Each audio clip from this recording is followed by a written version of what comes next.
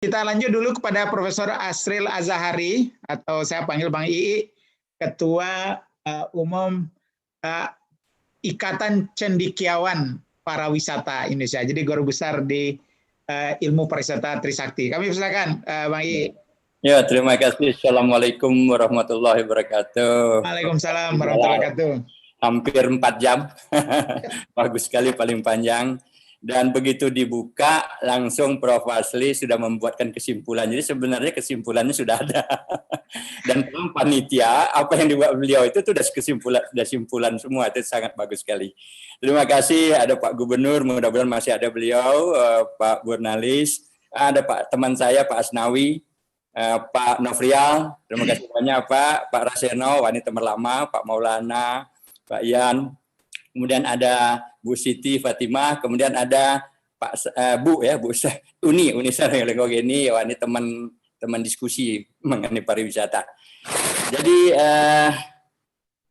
dan satu hal barangkali kita apresiasi, kalau Pak Fasli atau Prof. Fasli ini tanggal 13 Februari 2008 tidak mengesahkan pariwisata itu menjadi ilmu pariwisata, bahwa pariwisata tidak seperti sekarang ini. Jadi jasa beliau ini lebih dari 100%, dan beliau bukan orang pariwisata awalnya, sekarang sudah menjadi orang yang lebih pariwisata dari orang pariwisata sendiri.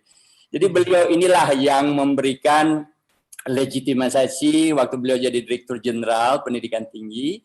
Kami berdebat pada Direktur Jenderal sebelumnya, beliau bilang pariwisata bukanlah ilmu.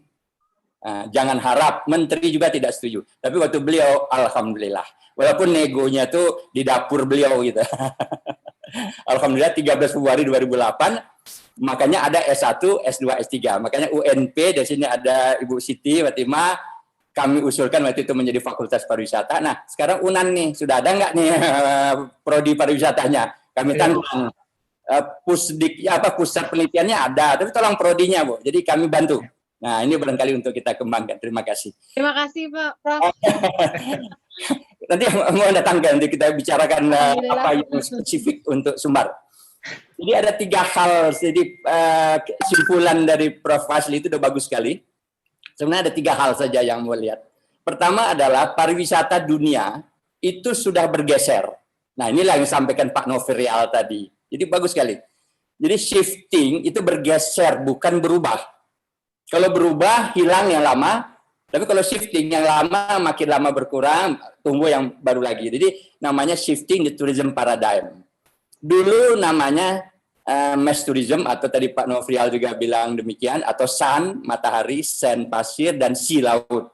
Sekarang 3S juga, dia serenity, ketenangan diri, spirituality, ketenangan batin, dan sustainability. Nah, ini yang mutlak harus wajib sekarang. Nah, dengan adanya pandemik muncul lagi, jadi kita harus CHSA, nah itu muncul yang baru, jadi mulai cleanliness dan sebagainya.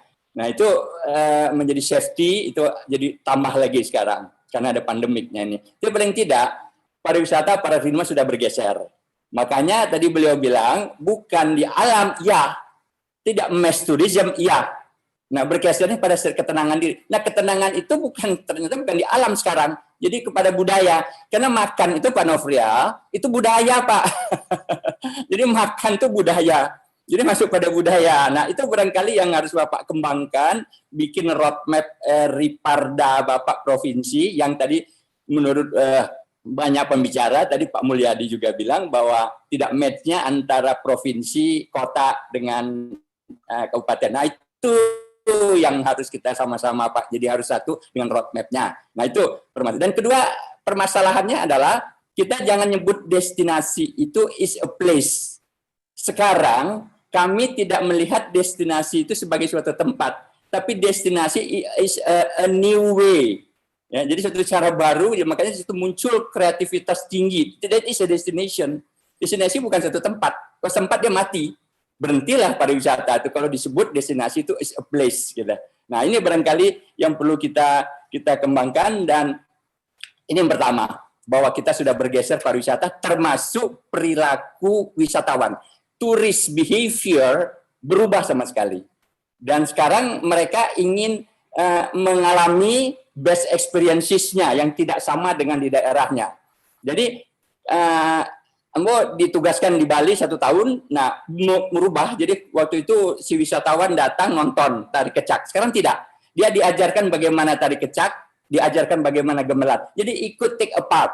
Makanya disebut participatory approach, ini yang paling bagus.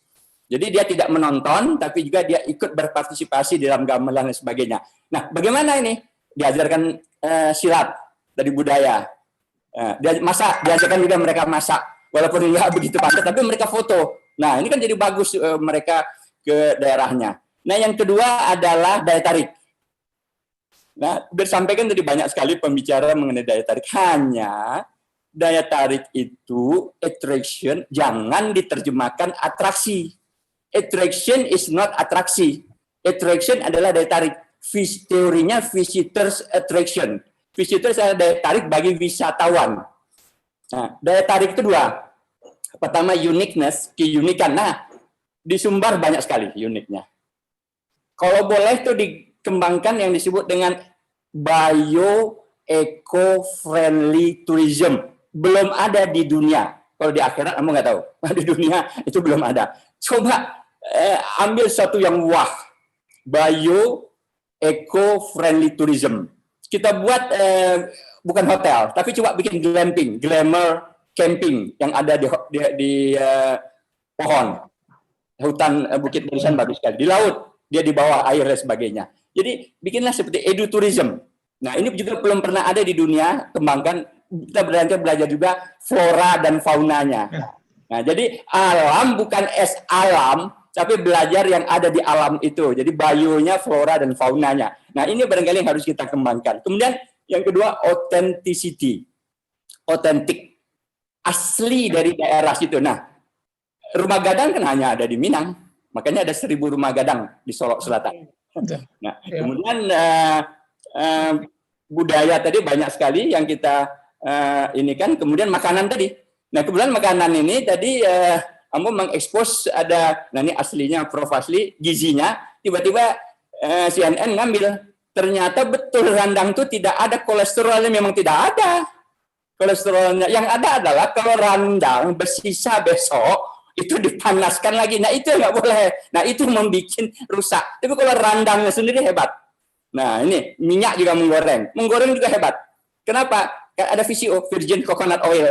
Itu di bawah minyak zaitun. Nah, ini kenapa nggak kita... Yang salah adalah minyak goreng itu berulang-ulang secara teori 2 kali. Kalau sudah hilang uang. Nah, ini minyak jelantah. Nah, di Telawi kan ada minyaknya, kan minyak Telawi itu ada bagus ya. Nah, ini kenapa nggak kita kembangkan? Kemudian Muslim friendly.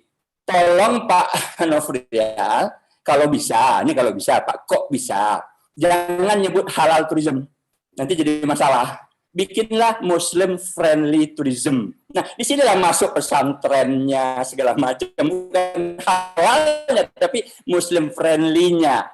Ambo berdebat banyak mengenai pesantren itu Sumatera Barat, betul. Intinya di Sumatera Barat. Kenapa kok kita kalah dengan pesantren-pesantren lainnya? Nah, disinilah barangkali yang harus kita kembangkan. Kamu juga di MUI, kemudian mengembangkan sekarang disebut Muslim friendly tourism. Nah, kalau bisa itu, kita diskusi nanti panjang lebar. Nah, yang ketiga adalah, pendek saja, terakhir, adalah daya saing. Competitiveness, kelemahan Indonesia sampai detik ini. Ada 4 lemah yang paling rendah. Itu Pak Rosono, kamu berdebat saja dengan Pak Rosono. 4 itu ya tadi. Yang pertama adalah healthy and sanitasi. Paling rendah. Kemudian apalagi? Safety and security. Paling rendah. Kemudian tourism service infrastructure. Nah tadi tuh, toilet, segala macam. Wah, tolong nih Pemda. Kemudian yang ketiga, environmental sustainability. Makanya buatlah yang seperti ini, yang bagus. Dan juga roadmap atau bikin rencana induk pengembangan pariwisata, Riparda, tolong bikin juga rencana induk pengembangan tenaga kerjanya. Sertifikasi. Wajib. Kalau boleh, sertifikasi dibebaskan. CHSE kalau boleh, bebaskan Pak Nofrial. Sehingga semua industri bisa dapatkan CHSE, sehingga orang tidak segan, wah ada sertifikat CHSE-nya, sehingga mereka aman. Nah, itu aja mungkin Pak Prof. Itu kesimpulan dari Pak Fasli itu sebenarnya Prof. yang hanya highlight saja. Terima kasih banyak Prof. Asril Azhari. Dan Mentawai, Mentawai nanti barangkali kita diskusi secara khusus saja lah. Wabillahi walhidayah. Wassalamualaikum warahmatullahi wabarakatuh. Sukses. Waalaikumsalam warahmatullahi wabarakatuh. Terima kasih Prof. Asril.